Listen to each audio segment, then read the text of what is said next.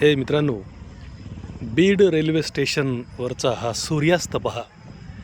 मित्रांनो, दूरवर पटरी गेलेली दिसते आणि त्याच्या वरी ढगाच्या आडून सूर्यास्त होतोय.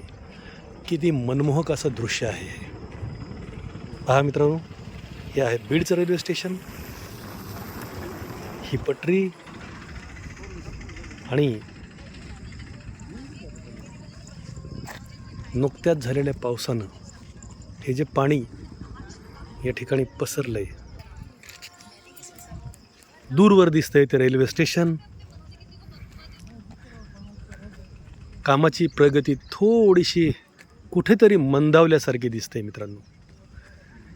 पण एक मात्र निश्चित आहे, ट्रॅक पडलेत, चाचणी झाली आणि जसं जशी कामाची प्रगती होईल तसं तसं नक्कीच रेल्वे धावताना आपल्या सर्वांना दिसेल.